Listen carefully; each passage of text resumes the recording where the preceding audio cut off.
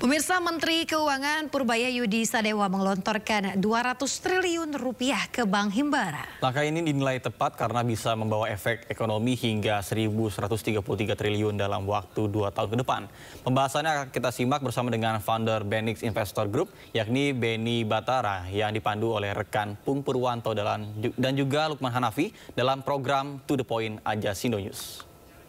Ini sih sakuk nih. Ujung-ujungnya Jerome Powell turunin suku bunga. Nah, di Indonesia masa harus pakai cara begitu?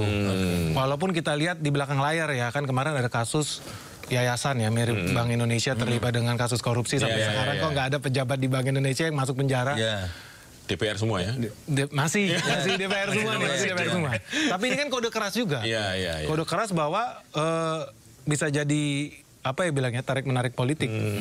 Kalau lu nggak pro growth, kalau lu nggak pro pemerintah, lu siap-siap lu juga ikut masuk ke dalam. Gitu. Jadi cuma sudah di setting itu kayaknya. Ya ini kan kita sebagai investor kita harus memprediksi apa yang akan terjadi di masa depan gitu kan. Sayangnya saya setuju. Sayangnya saya setuju.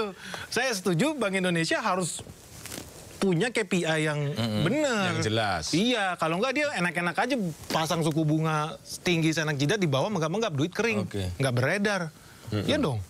Purbaya naik terus tiba-tiba ada duit 200 triliun bisa dikucurin ke bawah. Lah ya kemarin kemana aja gitu kan. Wah bercanda nih kan. Lucu-lucuan tapi nggak lucu, Sri Mulat. Jadi nggak lucu loh. Gitu. Seru lah. Bang, kalau dari sisi abang sebagai pebisnis juga investor gitu, sisi untungnya apa dengan ada yang KPI untuk BI ini? Kalau dari untuk BI-nya setuju lah kita biar dia nggak ungkang-ungkang mereka gitu. Tapi kalau di sisi bisnis pelaku usaha gitu. Ya dari sisi bisnis ya kita maunya Bank Indonesia ini benar-benar turun. Lihat selama ini kan di mereka itu kayak Menara Gading. Teman-teman kita banyak lah di Bank Indonesia yang jadi pejabat juga banyak gitu. Gue lihat gila nih orang nggak pernah mikir apa di bawah orang ini megap-megap gitu ya. Kartu kredit pun unlimited, tinggal gesek. Wah enak banget gitu loh. Dan ya apa ya, ya betul-betul menikmati fasilitas yang luar biasa gitu loh. Kita bakal beberapa kali ketemu pejabat Bank Indonesia itu bukan di Indonesia, di Eropa. Gua kaget, gua ke Paris. Gila, berapa lu nginep? Ya sebulan sekitar 300 juta. Itu duit siapa gitu kan.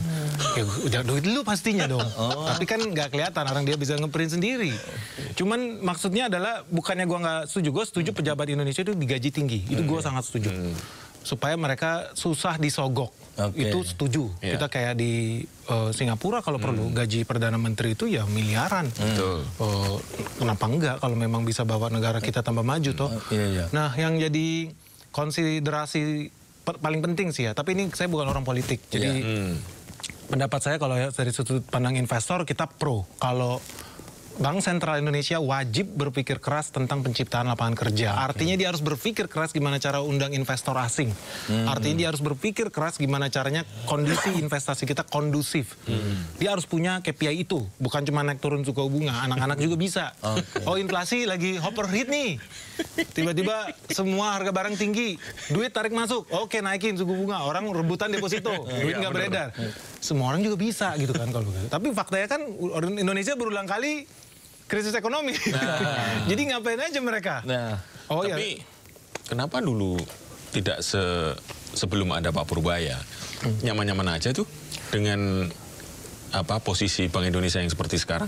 Ya kalau menurut saya memang di mana-mana paling nyaman status quo. Yang penting kan gaji datang terus, jabatan ada terus.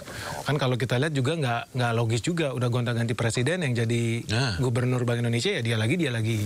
Atau zaman dulu Menteri Keuangan Sri Mulat lagi. Siapapun presidennya Sri Mulat terus, padahal nggak lucu gitu kan. Tapi dia terus gitu loh.